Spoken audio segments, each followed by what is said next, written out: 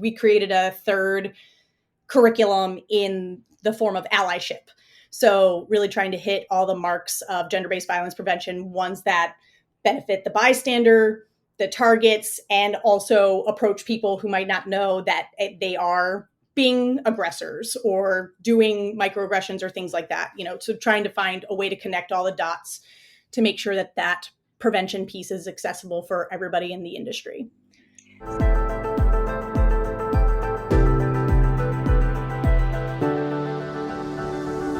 Welcome to the Italian Wine Podcast. I'm Cynthia Chaplin, and this is Voices. Every Wednesday, I will be sharing conversations with international wine industry professionals, discussing issues in diversity, equity, and inclusion through their personal experiences working in the field of wine. If you enjoy the show, please subscribe and rate our show wherever you get your pods.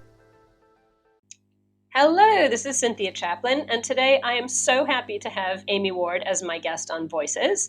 Amie's based in Baltimore, Maryland, in the U.S., where she's the president of the Baltimore Bartenders Guild, which is a mouthful to try and say, a certified health coach, a mobility specialist, and most importantly for our conversation today, she's the executive director of Safe Bars, which is the leader in gender-based violence prevention for the hospitality industry. So this is going to be a super important conversation, Amie. I'm so glad that you came on today. Thank you so much.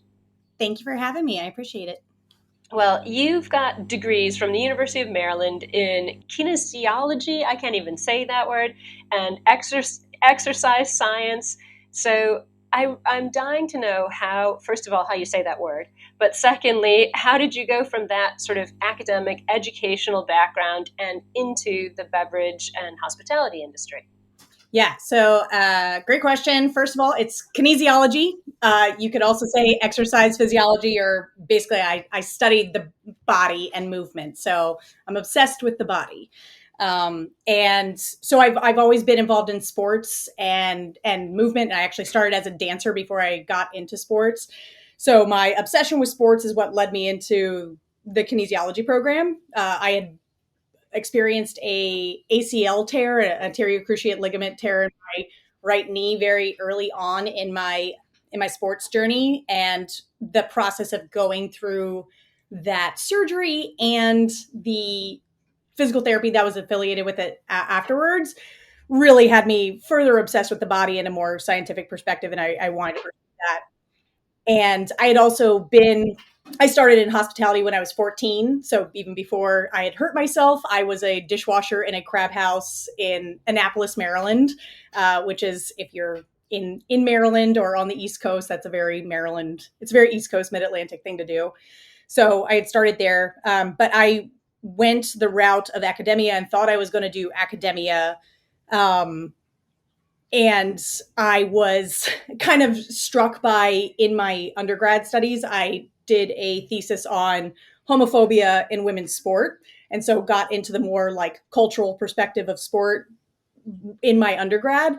And my advisors had asked me to come apply for the master's program because they saw my perspective in the way that I wrote and thought I could be an advocate and an asset to their physical cultural studies program. So I did that. And was looking at power, body, labor, things that we deal with, and things that I discuss within my work now.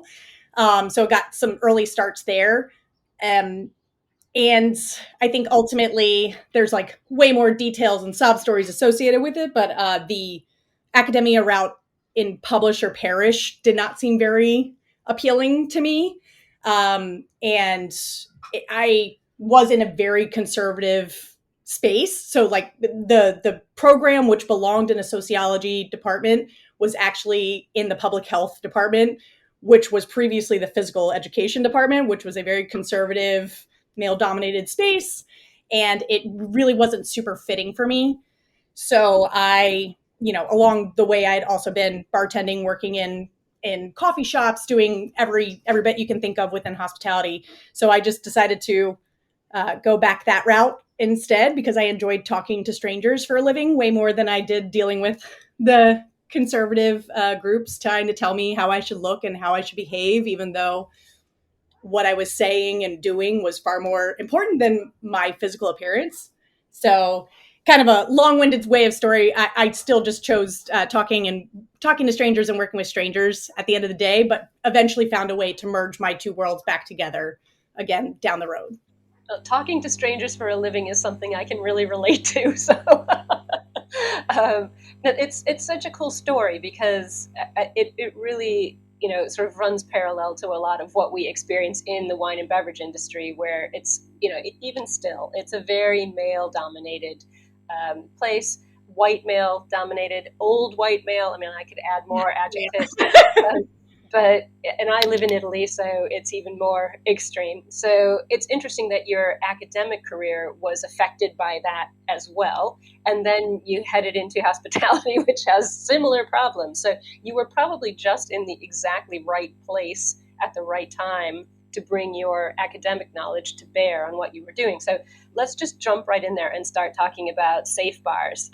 This was founded by Lauren Taylor in 2013 out of a really dire need for greater safety in the hospitality industry. All of us who have worked in it have all seen it, felt it, been part of it. The idea was to work with bartenders and servers and others, to create a way to stop sexual violence in alcohol serving spaces, which is an issue that does not get enough airspace, honest to God. Safe Bar's mission was to create safe, equitable, inclusive hospitality spaces. So this is something that is really near and dear my heart, also yours, I know. When did you join Safe Bars, and what's your role as executive director now? Sure. The first time I experienced Safe Bars was in 2016. Lauren Taylor had come, because Baltimore and DC are neighbors.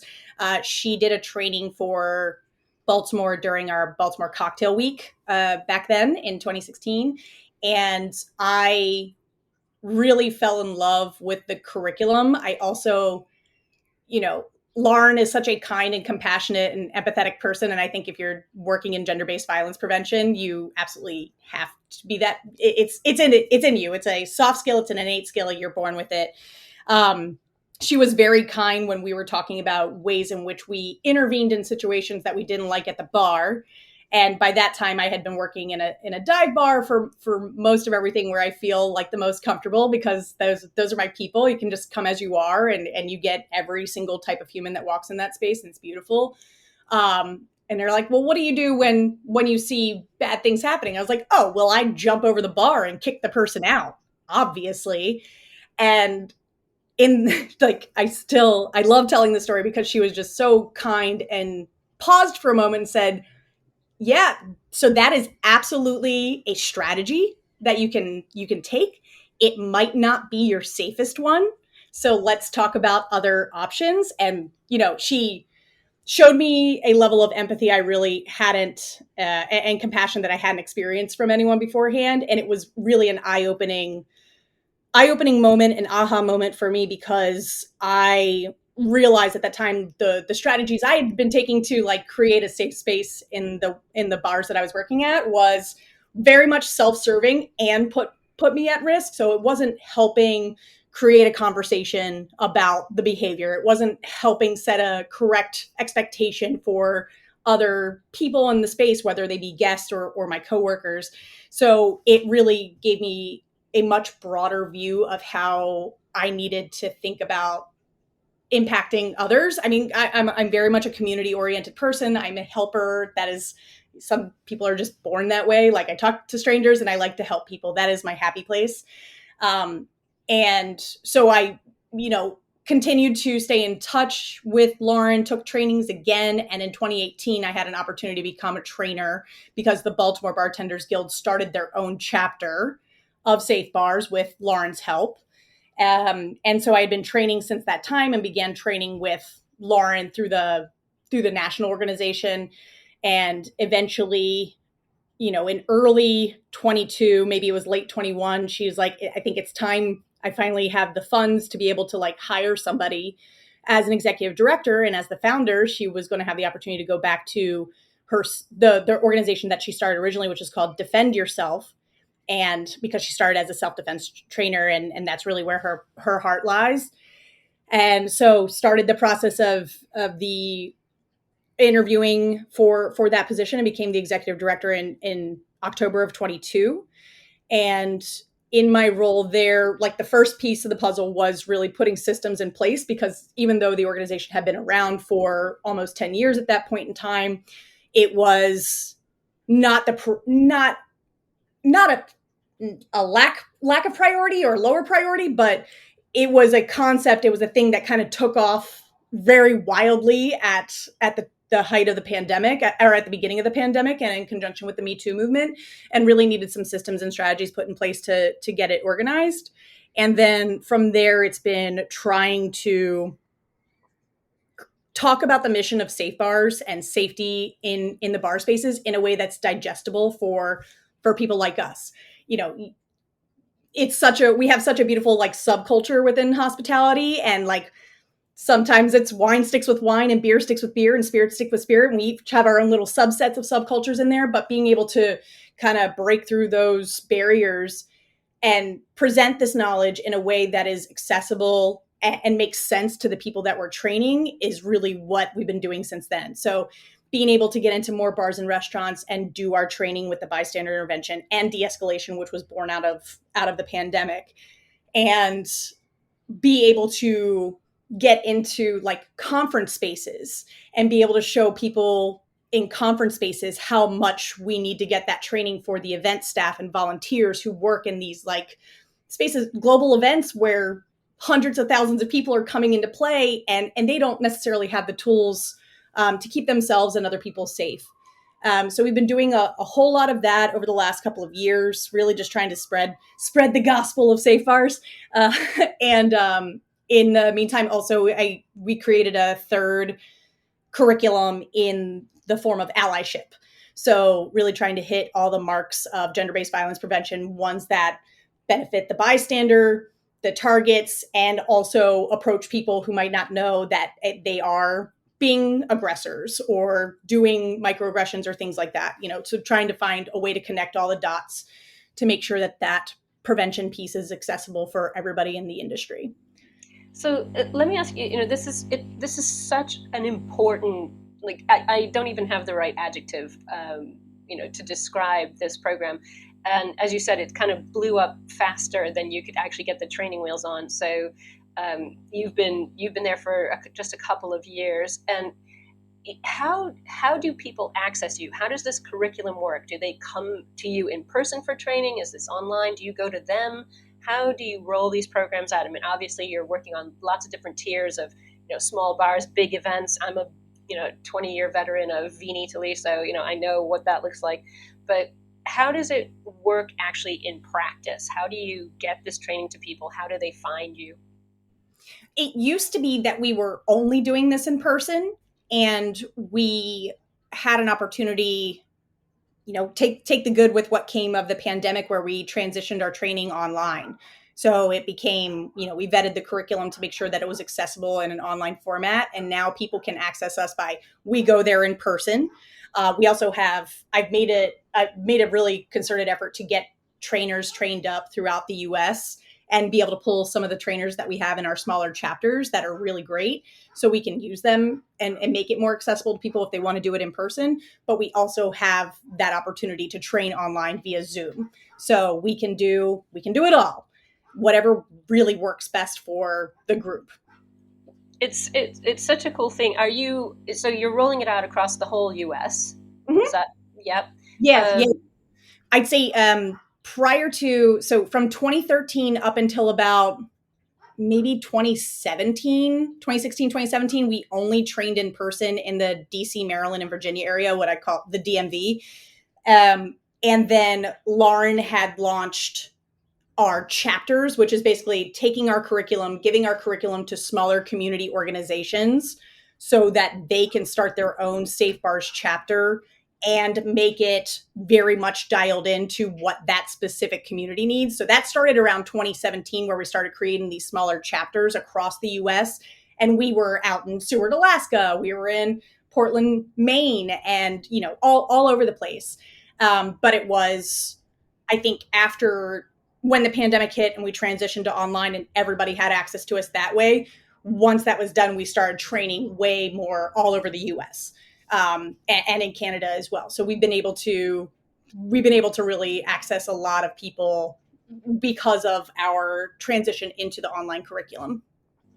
Well, it's just incredible what you've managed to accomplish in such a short period of time, and we really need things like this rolled out in Europe. So, you know, when you have a spare minute in your, you know, start turning your head to how to roll this out in Europe. But I know that within the Safe Bars framework, you're also the director of Heard, and this is a different program, a program that focuses on peer-to-peer support and mental health resources for food and beverage, service industry, people involved in that. So how does that program work? And how many people have been involved in Heard since you started? Sure. Heard was started so the peer-to-peer support organization was started out of the pandemic as well. It was a couple of Baltimore bartenders who started something that was originally called just the online industry check-in. And we made a place on every Monday night where people in our industry who were stuck at home and couldn't work would be able to uh, meet up with their peers. So we started the industry check-in back in the pandemic, and about almost a year into it, we were approached by Joel Rivas, who was the founder of Saint City Culinary Foundation and had started a program called Heard, which was in-person peer-to-peer support groups for people navigating sobriety, mental health, general wear and tear of being in the industry. He's said that, hey, all of our in-person chapters are on pause right now because of the pandemic. Could we pool our resources together and make you all the national online chapter of Heard? And we were very pumped about that. So we made that transition. And then after the pandemic, it was ultimately decided for Saint City Culinary Foundation to close up shop. And so Heard became, Joel asked if I wanted to have Heard, and I said yes. I don't want that to go away. So originally I had folded the organization or looped it up into my health coaching business. But because of the nonprofit status that we have with Safe Bars, it felt a little bit better to put it into there. And because it's an accessible resource for everybody that we train just the same. So we have been doing that since the pandemic. We took a break during the summertime. We're actually relaunching this Monday, restarting Heard as, again, that space on Mondays for people to come and check in. We had previously always had a theme for the night of things we wanted to talk about, but we're going to transition it to just be more of an open discussion, so people can come in there and use that space as they need. And it's a really beautiful thing. Like the people that started this program with me are sober bartenders. And while I am definitely the advocate for conscientious, mindful choices, I ebb and flow out of what my relationship with alcohol is in terms of whether I'm going to be drinking or not. So it was good to have all those different perspectives that were in there. So we have people who are needing assistance with sobriety. We have people who are on that journey, and they also don't find like AA is very accessible to them because we're non-secular. We want to make sure that this can be spirituality means whatever to anybody in this space, rather than it's very much dedicated to one style. And we also wanted that space for people navigating mental health, which again, I've been a huge advocate for that as well, can have a space where they can talk through different things that are going on with their bar, ways in which they're feeling about being in the space or dealing with the social climate or whatever it might be. It's really just a beautiful open access space for people in our industry to create community and find support amongst their peers. So that again, it's now a full program of Safe Bars. We are relaunching on Monday, November 11th. And, it's really just I'm so fortunate to be around people who care about the community this much, that want to create this space for their peers. You are so lucky, and I think the culture in the U.S. around the beverage industry and hospitality is so different from what it is like in Europe. So having a space like that to talk about it, to share everybody's perspective, everybody's impressions and experiences, is something we really don't have. So I think it's hopefully inspirational to people listening from other places. But I know Safe Bars is collaborating now with 86 Harassment. I spoke to Deb Brenner not long ago from Women of Vine and Spirits, and I want to just talk about this because this is another program with some really key goals and interesting things coming forward. So tell me a little bit about 86 harassment and how it started and the goals and how Safe Bars is collaborating. Yeah. So 86 harassment was born from obviously the group over at Women in Wine and Spirits, and they wanted to create this global platform where all resources that would help contribute to us ending gender-based violence in the hospitality industry was set up. I approached them probably this time last year, maybe a little bit later, to ask how we could become involved, because I knew that they were doing Women of Wine and Spirits before 86 harassment was actually launched, was doing trainings with Rain, and they were, geared towards the hospitality industry. And I had taken one, and I liked it because I always love the content that Rain puts out. And I thought there was an opportunity to bring more dialed into bartenders, dialed into front of house workers that we could have. And so we discussed doing that. And so we decided in this past year, so in August, September, and October, we did 3 different trainings on their platform, on the 86 harassment platform. And we did our active bystander training, our de-escalation training, and then our allyship training. So we could see how it landed with everybody, in hopes that we could come around next year and have a more consistent presence on the 86 harassment platform. So it's really nice. It's another vehicle to get this content and this information out to people. I know that, you'll see a variety of different style trainings that are on there, and Safe Bars is definitely the longer version of things, but that's because we really want to ground people. That comes from me doing a research program where I had to write a book at the end of the day, right? You want to ground people in the moment and have them understand and contextualize their experience of being a part of the industry. So not just telling people what the problem is and here's how to solve it. It's providing the background, making sure that they understand where their connection to it is and why this is so important for this information to get out. And then we actually have people practicing the skills that we teach them. And our goal, 100%, instead of like coming in as a lecture, if you're doing like an hour lecture with somebody and telling them what they need to do, we invite conversation to happen and like have the teams co-create the knowledge together, because it's really about getting people in that atmosphere to share their experiences. So everybody can understand what we're all actually dealing with on a regular basis. Because some people harassment and aggression doesn't touch them, or they think about it differently, or they're socialized differently, or they excuse certain behaviors because it doesn't bother them, but it does bother other people. And we're really trying to make sure that all people's experiences can be heard at the same space. So it's been really nice to, we usually work with just an individual establishment where they already have rapport with one another and they're familiar. And that's where that co-creation knowledge really comes up fast.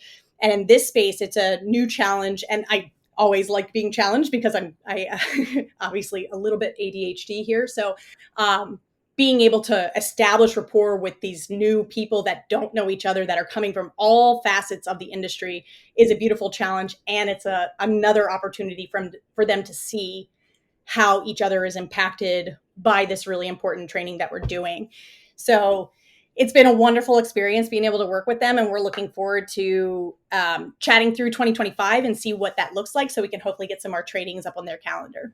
Yeah, for sure, for sure. And it is exciting. And it's great to know that you're creating a space where people can have those conversations without, feeling judged for their choices and, or their shortcomings or whatever, is on their mind. And allows them to stay in an industry that most of us love. But I've worked in the industry. Of course, everybody starts off young, and sometimes you feel like you have to get out. And it's great that you're creating a space for people to be able to choose to stay in, and feel positive about what they're doing. So I know you've been really personally committed to health advocacy for the beverage alcohol community for a long, long time, obviously. And you founded the Health Tender in 2017. So, what did you have in mind when you began that? And how is the Health Tender working alongside all of your other roles at the moment? You've got over 3,000 followers now on Instagram. So somebody's paying attention to what you're saying with Health Tender. Tell me a bit about that. That the impetus behind the Health Tender was really a way to get information about physical health out to to the industry. I started it, and I love telling this story too, of like, I was always the bartender that had treats in my apron. I had pocket nuts at all time. Obviously, can't always have nuts because of allergens and stuff like that. But I jokingly always had pocket nuts, and I had my blender bottle on me at all times. I had that and water or protein powder like in my blender bottle while I'm at work. And after work, after shift, I would go to the gym rather than go out to drink.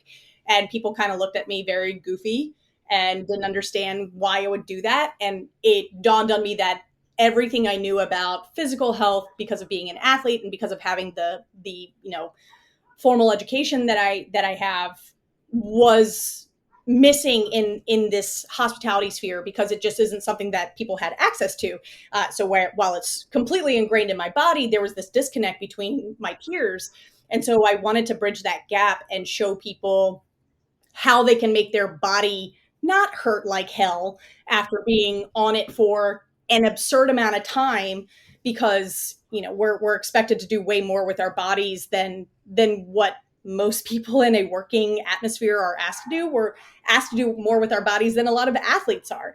So I did this as a way to try to teach people in our industry to treat themselves like athletes, tell them that they're endurance athletes, and teach them how to fuel their body appropriately, how to stretch their body, how to move in ways that make sense for the space, because ergonomically, there is nary a bar. There's very few bars that are actually designed for people to like be physically comfortable in.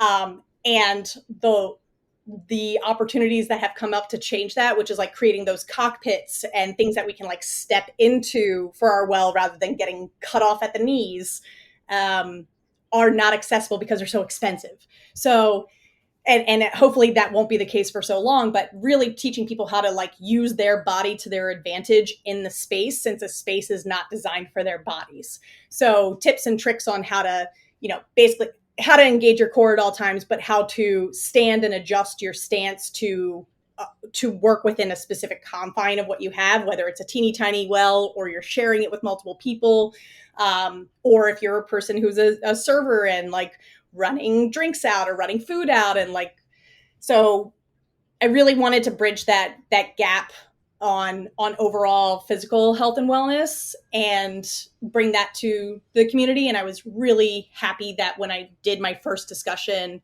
I had an opportunity to do in like April of 2016, or rather it was December of 2015 that I did my bartender education for the Baltimore Bartenders Guild. I did a 15-minute presentation on how to have snacks at the bar. And I got samples of snacks from people like Justin's Nut Butter and like the Power Protein Waffles and all these different things that are normal to me. And people were like, hey, this is actually really tasty. I was like, yeah, you don't have to go 12 hours without eating, or like, you don't have to do these things. And it was super well received there. And I happened to do that talk at the time when Lindsay Johnson, who was the founder of Lush Life Productions, was there in Baltimore touring, because in April we were going to have Baltimore Bar Institute. So she was scouting locations of where we could hold different events during that time. And she heard that talk that I gave, that very small presentation, and said, people need this. Like, you need to figure out we need you to do this on a larger scale because people need this information. So it was very affirming to have that feedback at the time. And then come April of 2016, I did a larger 1-hour presentation on, it was called Check Yourself Before You Wreck Yourself, because I love to name everything after rap songs, and talked about the general health risks that we experience being in the industry, whether it's physical, repetitive motion injuries, or nutritional deficiencies, or mental health issues because of the emotional labor and secondary trauma that we experience in there. And I went through the whole gamut of what we can experience in this space and why it's important for people to pay attention to those things, and some accessible ways in which they can actually kind of counteract this. And it was well received. I was not really experiencing that because, even in 2015, 2016, I don't think people were taking their health and wellness quite as seriously as everybody is now. I mean, we see that in the way that people are changing their attitude towards drinking, and why NA is like on the huge rise and is like growing by 32%. And, it was easy because it's my love, and I'm a jock, a meathead. I call myself that all the time, and I talk about wellness all the time because I love the body and I love people feeling good in their bodies. And so it was really easy to start that and then transition from there, from just giving talks to now I was teaching movement classes. So normally what you would call a workout class or a fitness class, but I called it a movement class because I want to hit those people that do not like the gym, would never find themselves in the gym, have been ostracized by the gym, so people can find a way to move their body in ways that feel good and ways in which they're able to dial in and to make it starts at accessible and then has challenges added to it if people want it, but it starts at baseline accessible for all bodies. And yeah, so that's my love, the love of my life, the health tender. So it's fun because I am the health tender, so people call me the health tender. So as I'm like still navigating how to manage being in the space of like running safe bars and also doing health tender work, I'm still able to work with coaching clients on the side and provide them the materials and resources that they need. I'm able to teach classes at different conferences, trying to work on getting something set back up in Baltimore where I can do more regular workout classes with my guild. Um, I do anything possible to trick people into moving their bodies in really nice ways, and like finding ways in which they can put good stuff into their body that makes them feel better. I just want people to love on their bodies and feel good on a regular basis. So because it is my like alter ego / is who I am, it's very easy to fold into everything that I talk about when it comes to safe bars, when it, when I'm out and about, or when I'm teaching, and when I'm just being me. So Well, as if you didn't have enough to do with all of that list that you yourself just listed off. You're also the beverage director for Camp Run Amok. Like, I love this idea. This sounds absolutely fantastic. The first summer camp designed for bartenders. I mean, how fun is this? I want to go. I want to ask about this because there are so many people out there. I can see where you're going with this, so I'm pretty sure I know where the answer is going to sort of hang on this format. But when did Camp Run Amok start, and how many people attend on an annual basis? What's the itinerary? Tell us everything about this. I want people to get excited, and we should all go to Camp Run Amok. Yes. So Camp Red Amok is a magical thing that came from Lush Life Productions. Again, Lindsay Johnson, who wanted to start a space where bartenders could come and learn more about their craft. So basically, it's an adult bartender summer camp where they go to the middle of nowhere, Kentucky, and then they go out on field trips every single day and they learn about whiskey production. And while they're away doing that, I'm running the beverage program back on the kids' campsite. And we have anywhere from 4 to 5 activations during the day when they come back. They come back and there's a pool party. And then there's like square dancing. And then there's a nighttime activity. And then there's a campfire. So whatever it might be, my team is building all the drinks on the back end for that. I believe camp just celebrated its 10-year. I think it started in either 2011 or 2012. I need to double check on that. I can help out with that afterwards. And I first attended, it started as just one session per week in the earlier days. And by the time that I got there in 2016, it was 2 different weeks out of the year. One in May, one started on Memorial Day, I believe. So like May into June, and then August is when we had it. And then we also threw in some alumni sessions as well. So I went for my first time in 2016. 2016 was a very, very big year for me of like learning, growing, and figuring out some stuff. And, I went after that first time and I enjoyed it, but I also have always really liked, again, I'm a helper. I like being on the back end. I like being on the event side and the production side of things. So I had an opportunity to come back and be on the beverage team for one session. And then I asked if I could run it after that. They're like, how did you like it? What would you like to do? I was like, can I run that thing? And so they are, I guess boldness pays off. And they gave me a chance on doing that. And so I've been running the beverage program since 2017 at camp. And basically, it is 2 weeks out of the year. And I'd say I'd spend like probably another 2 months prepping for it in terms of working with different suppliers that are going to be sponsoring things and understanding what they want to see for each activation and coming up with those drink menus, and working with the team that we choose of like we basically, anybody on leadership for camp is people who are already a camper, and then they come back and they get to be in a leadership position, whether it's as a counselor, on the beverage team, they could be on chef team, they could also be part of a team, which is basically the people who set up the events, the people who take out all the trash, all the, like the heart and soul of the space. um, the other part is really like working with my team and trying to get them to have buy into the program as well. So I hand out drinks to them. I was like, I need you to create a drink for this style of thing using this product, and here's the other things that we have access to. So it's a beautiful experience, and like it has also transitioned to where when I'm there, I've also had the opportunity to teach classes, or I teach water aerobics during a pool party as the health tender, or we've also had herd sessions there, which is, giving space for people to talk, because it is a lot to go away and be around 200 new humans. That it's a lot of overwhelm, it's a lot of feels, it's a lot of overstimulation. So giving people space for that, or people who are navigating their own sobriety while they're at a whiskey camp, making sure that they have space and access to be able to have that too.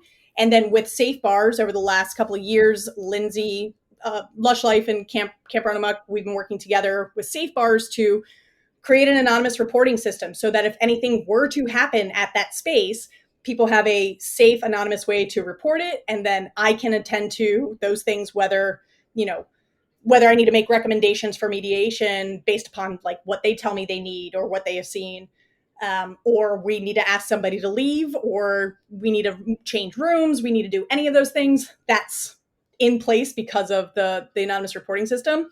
And also for the last, time is a flat circle, so I cannot quite remember, but I think for the last 3 or 4 years, we've been doing safe bars, active bystander training for each group that comes in prior to them arriving at camp. So they know what the ground rules are for consent and behavior, and what they're expected to do when they're in that space. That way, nothing is unclear to people. And that's part of what we do within safe bars, is trying to teach people, like, this is hospitality. You design a space that you want people to have an experience in. And so you get to set the ground rules for how people are expected to act and operate and conduct themselves in that space. So it's the same exact thing. We get to say, this is how you're going to be in this setting at camp. And, consent rules at the end of the day. And so it's been really cool. I love my time at camp. It is absolutely one of the most like rewarding experiences to have, to see like, OG bartenders who have been in the game forever come through for their first time and experience it, and experience the joy that comes from it, to brand new bartenders and seeing their eyes light up and the aha moments that come from there, and just watching people get inspired. So it's a happy place, and I'm so glad that I have those two weeks out of the year that I get to go to Lebanon Junction, Kentucky, and run this thing at a kids camp. And the other part, which like speaks to my style of bartending, is, so I'm the batch queen. I love batching large things. I love making sure that something tastes good in batch form and can go out to 200 people quickly, and they love it. We're also currently working with kids camp facilities. So like, I don't have access to tons of power and tons of ingredients and tons of things. So we make magic happen with less. One of the funniest things, we had a sponsorship with Poli-Sci a couple years ago. Like, I think it was 2018 or 2019. And I got an anti-gravity plate to play with, which like would flash freeze anything that I wanted. So I was like doing these chocolate covered cherries for one of the drinks I was on, but there wasn't enough power supply to actually in the building to actually make that device run. So didn't work out. So there's like all these hilarious like hiccups that come with it being a kids camp. But Lush Life did recently purchase that camp property. So things are going to change in the next couple of years. We don't know what it is, but there might be more power in my future, which is really exciting. If you're doing all this with no power, I can't wait to see where this goes when you've got some massive generator. But before I let you go, I have got to talk about your amazing hobby, because this blew me away. I love it.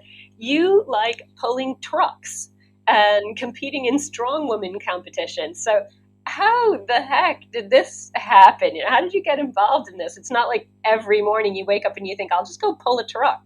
How did this come about? I mean, you don't think about pulling trucks on a regular basis? I do now. I had that actually came after the end of my roller derby career. Oh my God, I never even got to that. So I played roller derby for 10 years, and at the end of my career, I was deep into running bars and really could not pull myself away to give the commitment to roller derby that needed to happen. And so a couple of the other retired roller derby people were doing strongman, and I'm like, okay, well, I like lifting weights. Let's check it out. And then got to find out that you get to take your normal lifts, normal Olympic lifting, which is like your deadlift, your squat, your overhead press, your bench press, and you get to do the same thing but with weird objects. So I get to pull a truck instead of I get to pull a truck behind me or in front of me.